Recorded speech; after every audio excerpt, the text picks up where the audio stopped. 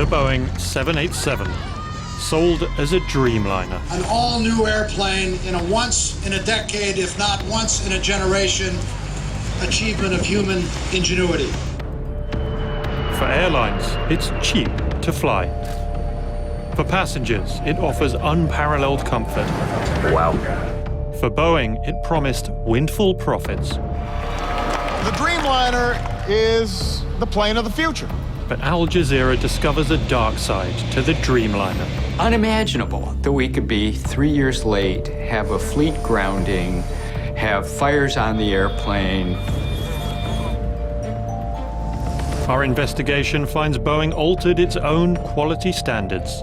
They're shortchanging the engineering process to meet a schedule. We uncover a whistleblower fired as he fought for safety. There's no doubt there's bad repairs going out the door on the 787. We go behind closed doors onto the factory floor to reveal a world Boeing keeps secret. I want to fly one of these planes because I see the quality going down around here.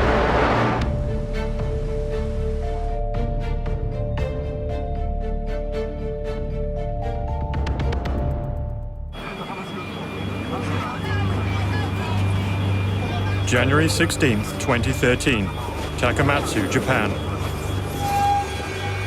A brand new Boeing 787 Dreamliner makes an emergency landing.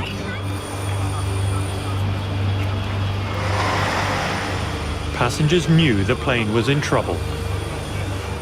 で同時に、外を見てみるとエンジンあたりから白い煙が見えたんで、もう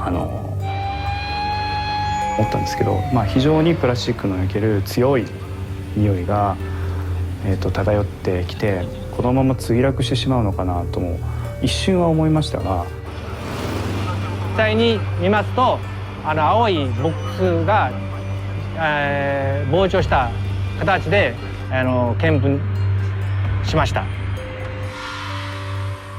The blue box was one of the Dreamliner's 2 lithium-ion batteries, the most powerful and risky ever permitted on a commercial aircraft. It's just the latest in a string of embarrassments for Boeing's state-of-the-art aircraft. 9 days earlier, a Dreamliner battery had caught fire in Boston, Massachusetts. 2 battery failures in less than 2 weeks. Japanese carriers, all Nippon Airways and Japan Airlines, have grounded their fleets of Boeing 787 Dreamliners. Japan Airlines and ANA had been the first to fly the Dreamliner. Now they became the first to cancel all flights. Breaking news. The United States Federal Aviation Authority... Within 24 hours, the U.S. safety regulator, the Federal Aviation Administration, grounded the 787. All 50 of the new Boeing 787 Dreamliners have now been grounded. The rest of the world followed. No Boeing fleet had ever been forced from service. But on January 17th, 2013, the dream was over.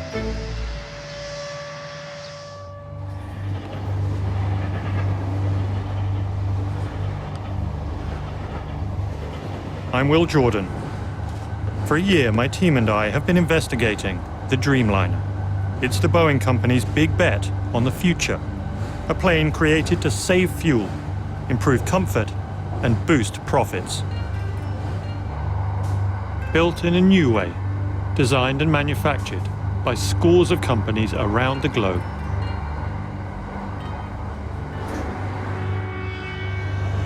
The company that makes the battery is GS Yuasa, based in Kyoto.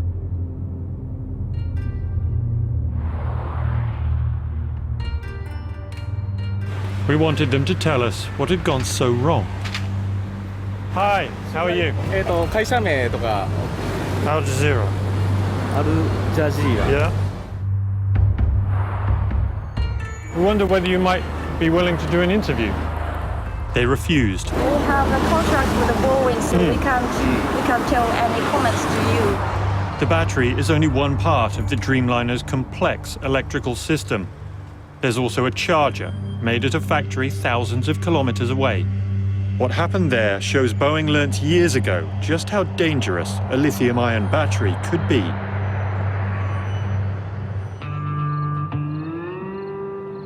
In Tucson, Arizona, we tracked down Michael Leon, an electrical technician. I've been working electronics since I was 17 years old, and I joined the paratroopers and was assigned to an electronic communications battalion of the 82nd Airborne.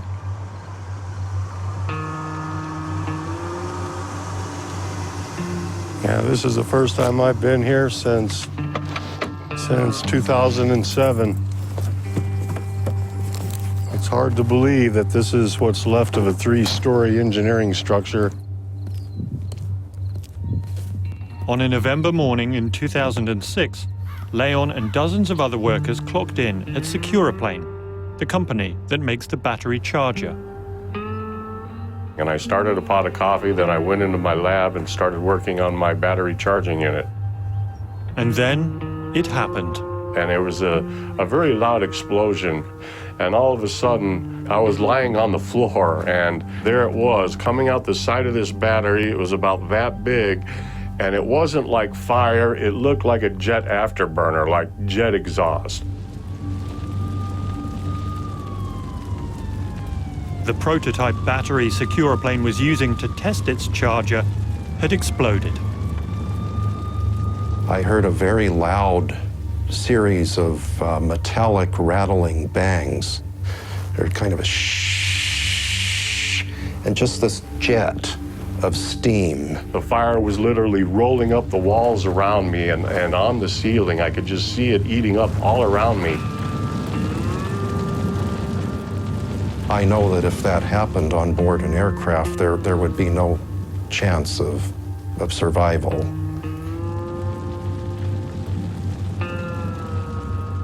It was the biggest chemical fire in Tucson's history. A 10,000 square foot, 3-story structure burnt to the ground. After my building burned down, after that, they realized very emphatically the danger of this chemistry.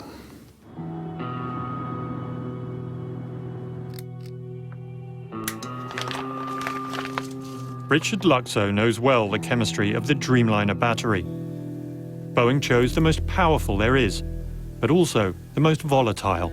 They went to lithium cobalt, which is way up here as far as danger. Luxo stepped down as Securaplane president just before the fire. He started a new company to make lithium-ion batteries for business jets. Luxo was a true believer in the technology. Then he began testing. 2 3.3 amp hour series battery pack bullet test.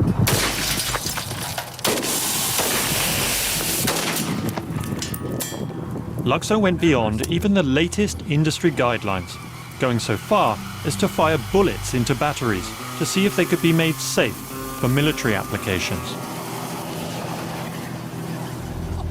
Yeah, you can run the tests that you feel that you need to meet the requirements to be safe, but you also need to have a conscience that's going to tell you, I want to do the extreme.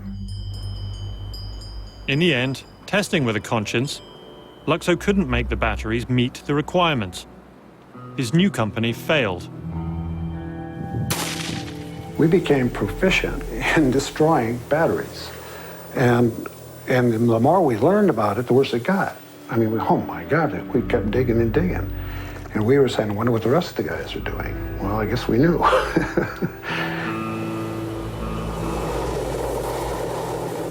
By the rest of the guys, he means Boeing. And they were testing to a weaker standard, one written by the FAA specifically for the Dreamliner.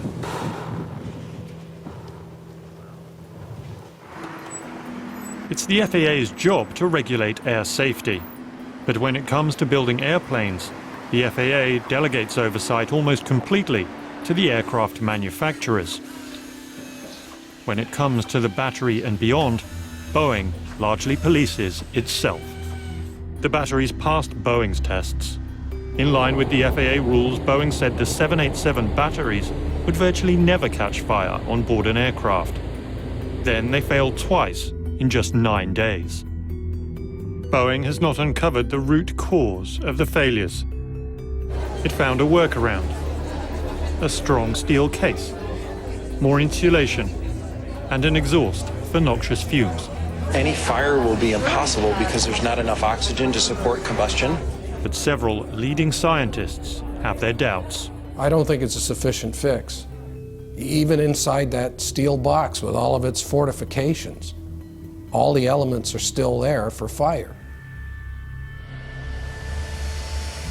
Despite not knowing the root cause, America's safety regulator, the FAA, was satisfied. And in April 2013, the Dreamliner was back. But this story goes far beyond a burning battery. It begins at Boeing itself. This is it. The first American commercial jet capable of economical transatlantic service. The Boeing 707 Jet Clipper.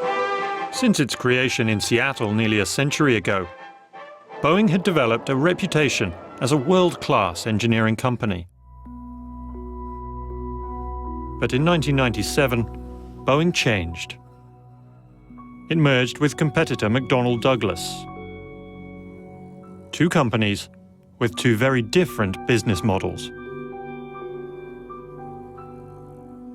The merger was all about transforming our successful culture and business model into the same business model that McDonnell Douglas had used unsuccessfully. You basically shortchange engineering, you stop doing aggressive new product developments, you run the business for cash. The new Boeing moved its headquarters from Seattle, the only home the company had ever known, to Chicago.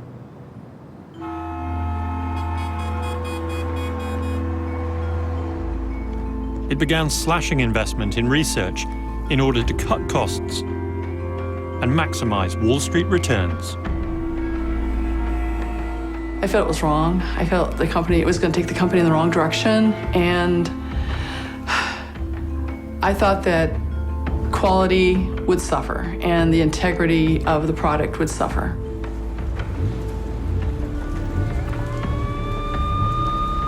I feel that that legacy and that history and that competence has been hijacked by a bunch of corporate thugs. By 2003, it was time to launch a new plane. But Boeing's new board was reluctant to invest the billions needed. The board made it clear that they wanted this plane made for less money. They wanted it made for $5 billion. They wanted partners to come in to pay the rest. It's expensive. So how do you make that happen? Well, you promise them that you can do it for less, and then worry about the consequences later. Boeing came up with a plan to save itself money. It would push the costs onto its major suppliers. Boeing would call them partners, and they would design and pay for the parts they built. Boeing's job would be to assemble the plane. It was almost as if at times you thought Boeing executives believed, well, maybe they could sit in Chicago and have other companies do things, and they would just rake in the money somehow by putting it all together and putting a Boeing sticker on it at the end.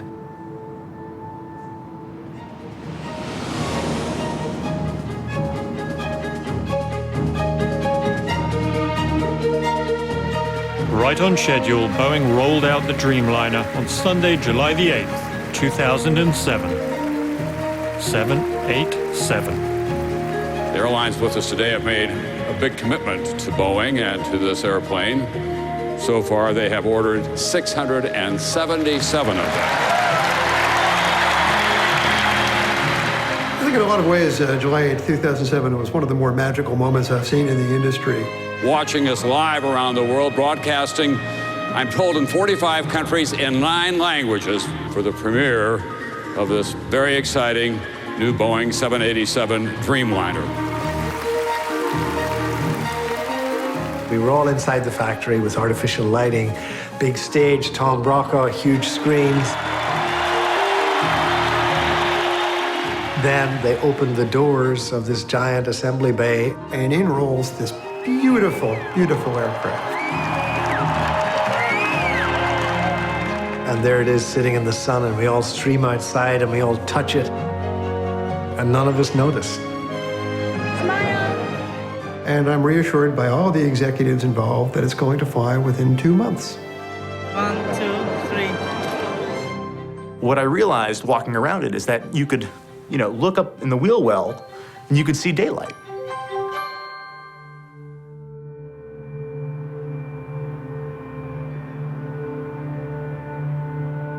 We learned that the whole thing was a sham. Beautiful, isn't it? Absolutely beautiful. They roll out this fake airplane. I realized the doors were made of plywood. This plane that we were admiring was completely a shell inside. None of this would be possible, of course, without exceptional leadership. There's only two conclusions you can draw. You have executives there who are either lying, in which case they're clueless because they're going to get caught in 2 months, or you have a complete disconnect between the people who are working on the plane, the engineers, and the executives who are saying this. And so to each and every member of the 787 global team, I say thank you, congratulations, and keep up the great work. More than any other single event, it was the big lie, and it was a statement that the Boeing company is now all about the big lie.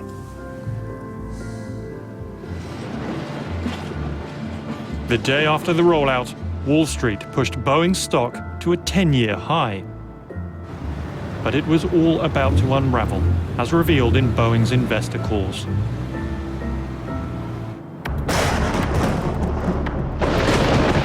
Hello and welcome to our quarterly update on the 787 program. September 2007, Boeing announces its first delay. It's not a failure how the airplane goes together. It's just a really complicated puzzle. October 2007, the 3-month delay becomes 6 months. We wish we didn't have to do this. New kinds of innovation present challenges, and we're doing our best to meet them. October 2009, 6 months becomes 2 years of delays. We know that we can and must do better, and I'm confident that despite our setbacks, we will get the 787 through the flight test program and into the hands of our customers. It just kept getting worse and worse, and it seemed unbelievable. You have to understand, this was unprecedented. There'd never been a Boeing delay in a Boeing program. The sequence of events looked an awful lot like a catastrophe rather than just a manageable series of delays.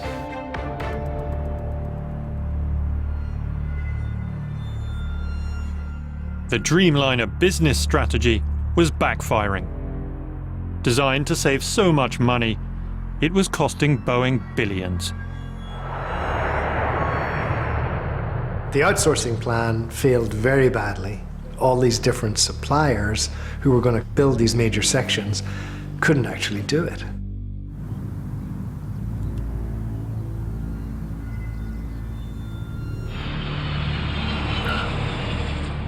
To fix the Dreamliner, Boeing dispatched hundreds of quality inspectors to struggling suppliers around the globe, including to its partner Alenia in southern Italy. We are just working through the final part of the process. Alenia would take on the task of constructing the body of the plane, not with aluminium panels, but with composite plastic barrels. The main objective, to lose weight, saving fuel and making the 787 cheaper to run. But no one had ever made anything like this before. Not Boeing, and especially not Alenia. There is nothing comparable with that on the market right now. There's nothing built like this. Boeing's quality inspectors have one overriding priority: to make sure the job is done correctly. In 2009, when inspectors found flaws in parts made in this Alenia plant, they ordered work to stop. A year later, in Alenia's other factory, they again found serious problems, and again they ordered work to stop. But this time, managers overruled the quality inspectors. This internal Boeing document from 2010 reveals executives ordered Alenia to continue with fabrication without delay. We followed at that time the procedure to stop, but with the help of Boeing specialists at the time, while we were in a disapproved condition, they took responsibility for approving the quality, and we will continue to work and engineer at the time the product. In this separate memo obtained by Al Jazeera, Boeing states that schedule may require deviations to the preferred quality process.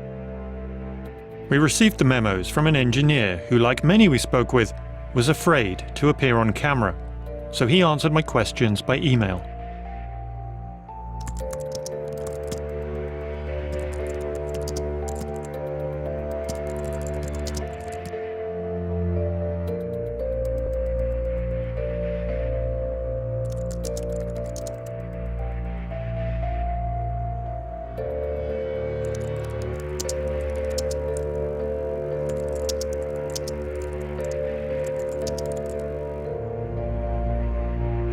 The quality engineer told us deviating from the process compromised safety.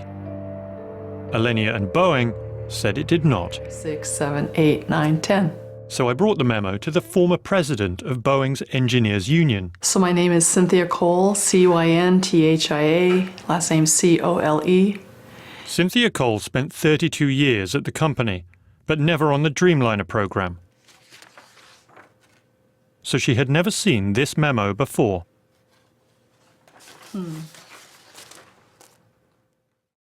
Wow. The program schedule may require deviation to the preferred process.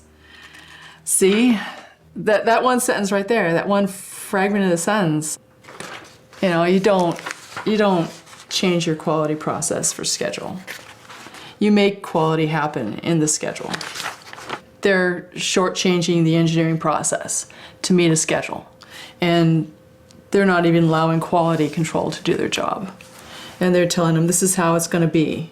I don't see how these people who write these things and agree to these things, you know, on the signatures down here, how they sleep at night. I just don't get it. You know, how can you do that? As an engineer, I find that reprehensible. How does that make you feel as a flyer?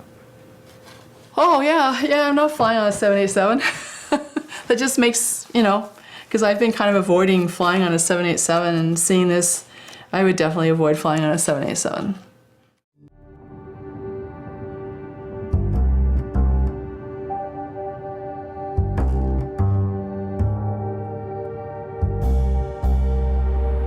If the Dreamliner represents Boeing's future, then I've come to the place where that future will be built. In this assembly plant in Charleston, South Carolina.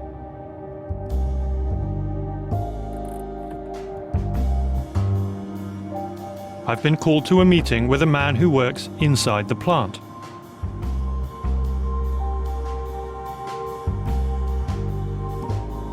He's taking a huge risk, even talking to me.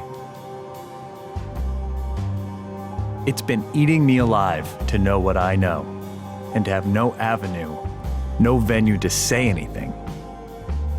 At his request, we used a different voice. 300 souls on the plane. Their lives, it's bigger than me. We had seen reports of bad workmanship in the plant, but the man claimed the problems go far deeper. With all the problems reported on the 787, there's 90% that's getting swept away, hushed up. It's an iceberg.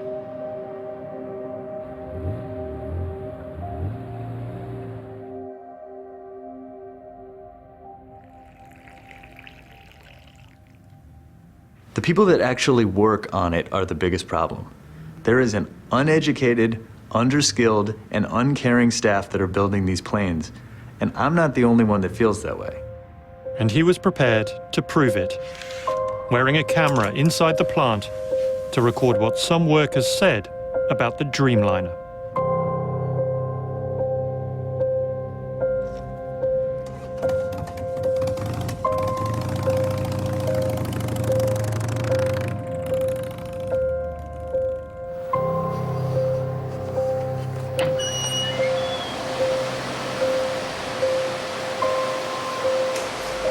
hired these people off the street, dude. Working, flipping burgers for a living, making sandwiches at Subway. You can't have somebody from McDonald's do heart surgery. That's trusting someone with your life. That's what we're doing here. The thing about it is they don't realize the seriousness of putting something together and putting it together right, because it breaks. It can't come over and curve. It's going to come down.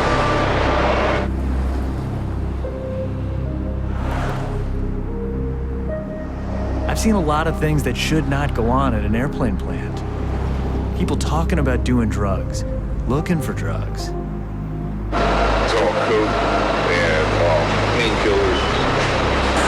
And what's that other? You can get weed here. It's really good weed here. Really? Like in the plant? Yeah. Like there's someone who has it right now. I could just walk up to them and just... No, I don't know if they have it right. You got to place your order. You got to place your order, right. I have never seen anybody or heard of anybody having to take a random urinalysis. As far as I know, random drug tests just don't happen. They don't drug test nobody. I know they don't. And there's people who go out there and lunch and go smoke one up. Do they? Hell yeah. You know for a fact. Hell yeah.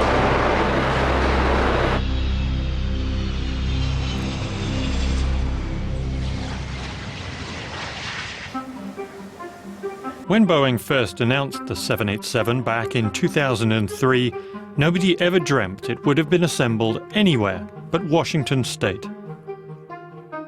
The one place Boeing had always made its commercial aircraft. But new Boeing was playing by new rules, so it did something it had never done before.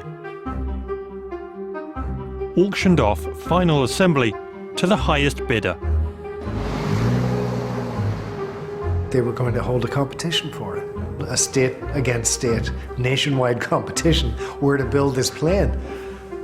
I ran to my editor after I put the phone down. I think it was 5 o'clock, and I said, "You're not going to believe this. They're not necessarily going to build it here."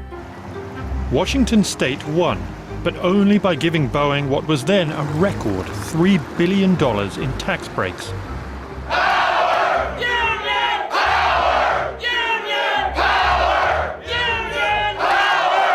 5 years later, Boeing's machinists walked off the job after contract negotiations stalled. The strike cost Boeing billions and added to the Dreamliner's delays. Boeing stock was in freefall amid a global economic crisis. That strike really enraged the top executives at Boeing. And so early in 2009, they made it very clear that they wanted a second assembly line somewhere else. That turned out to be South Carolina. The state offered cheap land and labor. Close to $1 billion in support and no unions. The decision to build the second 787 assembly line in Charleston, South Carolina, was made because of the strike in 2008. They wanted to do it there because they wanted to weaken the union. And they did.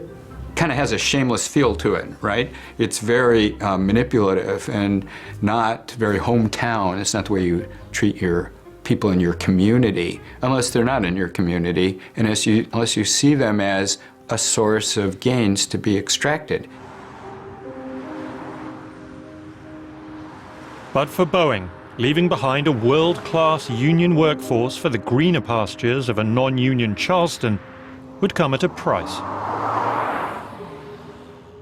Work in the plant is significantly behind schedule and plagued by production errors.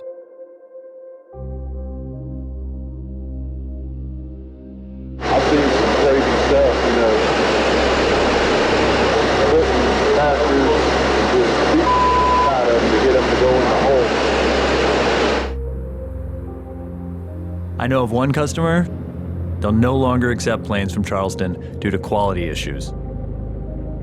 They will only accept final assembly done in Everett, Washington. Every day when you go to work, not only are you doing your job, but you're looking at the previous job to see if someone has messed something else up on that and chose not to tell anyone. That machine malfunctioned in there. There's holes up, okay? They just went ahead and filled it. But I've gone ahead and told managers that, and nothing has been done. Nothing. To be sure everything is done correctly and the plane is safe, Boeing has quality assurance inspectors painstakingly check every step of the work. But in South Carolina, this inspector says he only signs off on finished jobs. Here you'll do the whole job and we just final it. You know, I'm supposed to verify, you checked the hole, you did the sealant, you put in the fastener. I never saw all that. I'm supposed to final it, saying it's good. What a problem I have. You think Everett's better? I think Everett will do what's right and make the plane right. Because of the union, they have to. Here, everybody is being pushed to meet this regardless of quality.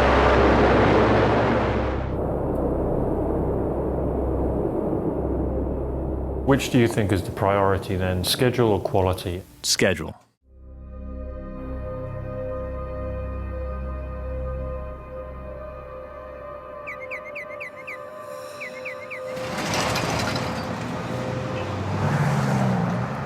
If it's a constant battle between quality and schedule, we found one casualty, hundreds of kilometers from South Carolina in Mississippi.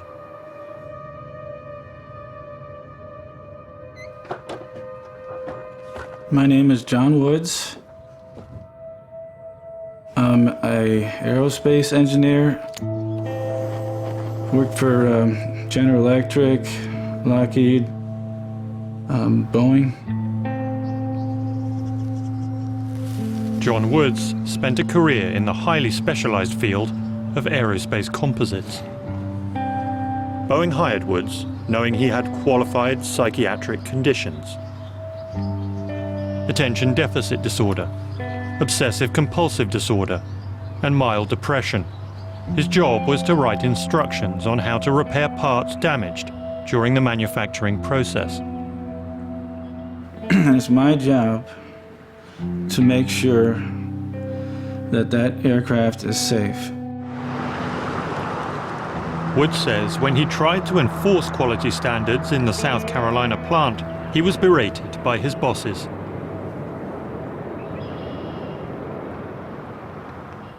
In a couple of meetings, there was a group of managers screaming at me to dumb down my work instruction, saying you have to remove requirements from your work instructions. It's going to take too much time. Woods says he witnessed damaged parts being ignored, papered over, and hidden from view. There's no doubt there's bad repairs going out the door on the 787 aircraft. I am worried that sooner or later there's going to be a structural failure on the fuselage.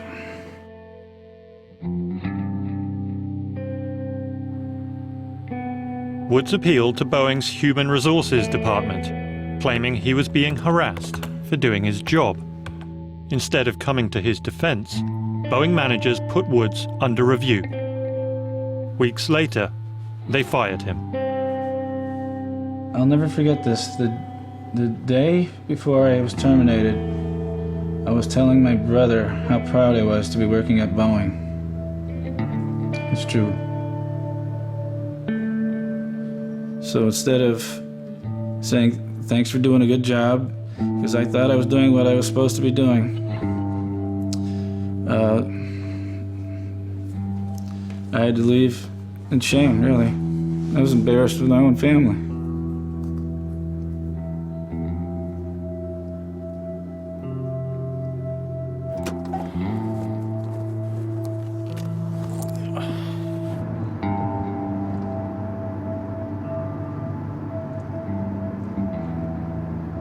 He still had not lost faith in the system. He turned to the FAA, filing a whistleblower complaint. The document alleged 7 serious violations in the South Carolina plant. So I've gotten to the page where they reach their conclusions in their discussion, and what they found is of all the allegations, all but one of them they could not substantiate, and the one that they could substantiate, they asked Boeing to fix it. Boeing said, okay, we fixed it, and then they closed the investigation. And that's pretty much how they all go. I mean, I've seen this so many times. Thank you. Go ahead, take these out where you are.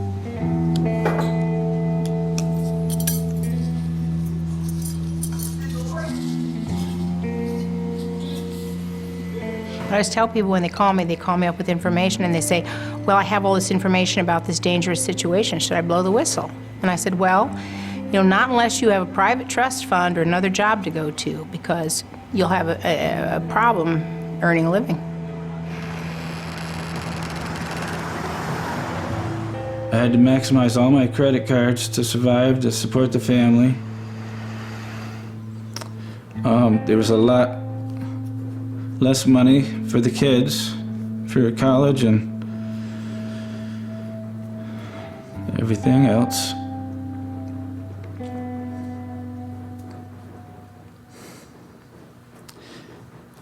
And it shouldn't be this hard to do the right thing.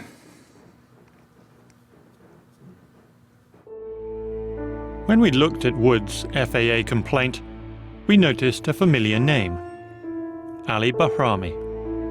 He was the FAA's man in charge of the Dreamliner. In 2011, 3 years behind schedule, Boeing celebrated final approval for the 787 to fly. And it was Bahrami who signed the order. And thanks also in recognition for Ali Bahrami, manager of the FAA's transport airplane director. It was Bahrami who signed off on the Dreamliner batteries. And after 2 failed and the FAA grounded the Dreamliner, it was Bahrami who signed it back into the air. Shortly after that, he retired from the FAA. 2 weeks later, Bahrami was hired as vice president of the Aerospace Industries Association, which lobbies on behalf of Boeing. One of the first things he did was to appear before Congress to call for greater self-regulation for companies like Boeing. We urge the FAA to allow greater use of delegation, not only to take full advantage of industry expertise, but to increase the collaboration that improves aviation safety. Mr. Bahrami declined our interview request. One day you're regulating the airline, and the next day you're working for it. You can't possibly be tough on the industry that you're regulating, because you'll never get that plum job after you leave. The regulators at the FAA will rarely cross Boeing. They simply won't. It's the Washington influence game, and Boeing is a master. Last year, the company had over 100 registered lobbyists. 78 of them were former government workers. 3 were former members of Congress. Boeing Chief Executive Jim McNerney is chairman of President Obama's Export Council. The president's former chief of staff came from Boeing's board, as did his second Commerce Secretary. As Secretary of State, Hillary Clinton helped broker a $3.7 billion sale of Boeing planes to a Russian airline. Even President Obama boasts that he works for Boeing. So I tease Jay every time I see him. I said, I deserve a gold watch because I'm selling your stuff all the time. Jay is Jim McNerney. It's clear what Boeing gets from the US government. What's not so clear is what it gives back. Boeing paid no taxes in 2013, no federal income taxes. That's not a unique year. Over the last 12 years, they claimed over $1.6 billion in federal tax refunds, even though they reported $43 billion in U.S. profits. $43 billion in profit, but none of that comes from the Dreamliner, which has cost billions and is years away from making money. All of Boeing's commercial profit comes from older aircraft, those created prior to the Dreamliner, prior to Jim McNerney, and prior to the merger. it has been the top executives and largest stockholders who have benefited most. Boeing CEO Jim McNerney made $27.5 million in 2012. That was enough to pay the salaries of the President of the United States, the Vice President, the 15 Cabinet Secretaries, the 9 Supreme Court Justices, the 7 Joint Chiefs of Staff, and all 100 U.S. Senators. McNerney is set to retire with a pension of close to $250,000 a month. Just before Christmas 2013, Boeing demanded pension cuts from its union machinists. For Jim McNerney to be earning a pension at approximately $250,000 per month and think that it's okay for him to take my $2,200 a month pension is outrageous. It's absolutely outrageous. Back in South Carolina, our unauthorized tour with Boeing's new workforce is coming to a close. There's only one question left to ask. Would you fly on one? No. You won't fly on one. Would you fly on one of these planes? No, not really. Would you fly on one of these Probably not. Would you fly on one of these? Yeah, it's sketchy. Sketchy? Nah, I probably would, but I'm kind of a death wish dude.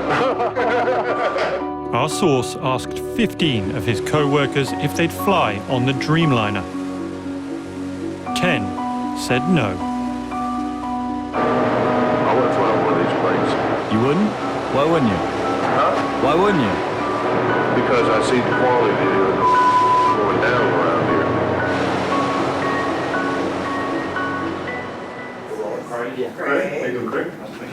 Hi, Mr. Loftus, Will Jordan. That's our Will? Will Jordan. Workers who fear to fly the plane they build. Quality process apparently loosened to speed up schedule. Workers fired after making safety allegations. We needed answers from Boeing. Right now, we're at a very exciting point in time. We have brought our production rates up to 10 airplanes a month, faster than any airplane in aviation history and to the highest level of any wide-body airplane in aviation history. There's a couple of documents I want to show you here. I showed him the documents suggesting Boeing had changed quality procedures and overruled inspectors to speed up production. Mr. Loftus was not manager of the 787 program in 2010 when the memos were written. Okay, I'm not familiar with this document. But... Former Boeing engineers have told us that these represent Boeing essentially putting schedule ahead of quality, shortchanging the engineering process to meet a schedule. Is that something you recognize? The number one focus that we have at Boeing is ensuring that the continued safe airworthiness of an airplane, the integrity of the airplane, and the quality of the airplane going out. We've also heard directly from workers inside your South Carolina plant. They paint a grim picture, really, of things there. They say the workforce isn't up to the job. I'm extremely confident in the quality of the workforce in Boeing, South Carolina.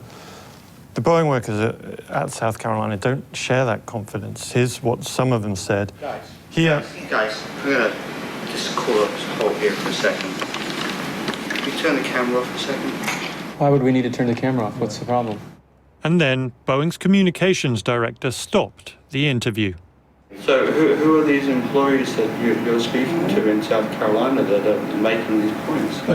Obviously I can't tell you who the employees are, but they are Boeing workers who assemble the planes that you build. Well, I'm not sure it's appropriate here and now. Well, I'm assuming the buck stops with the Boeing commercial airplanes management, and so the most senior managers are the ones to answer this. We're here with the head of the 787 program, and we have these things that you need to hear and you need to provide a response to. We have not had a chance to review this or craft a proper response. Larry, you're tired. Larry, would you like to step out for a second? Okay. But as I do, I have the highest degree of confidence in the production system we have with the employees we have at the Boeing company and our supply chain. Okay, thanks.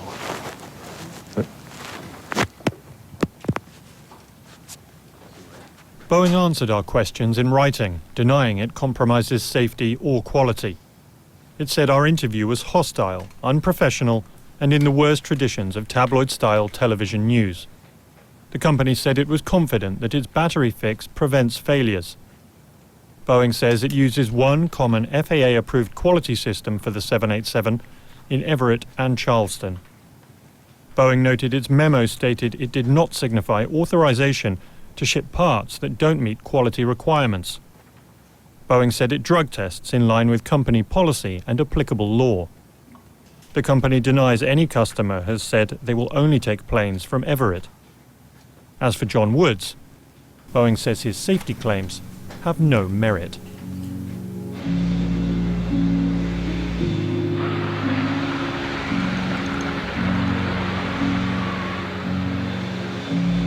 Toronto, May 18, 2014. Air Canada celebrates the delivery of its first 787. This is the modern marketing reality of the Dreamliner. Today represents a huge milestone for Air Canada. We've been waiting a long time for this airplane. It's going to allow us to grow in unprecedented ways.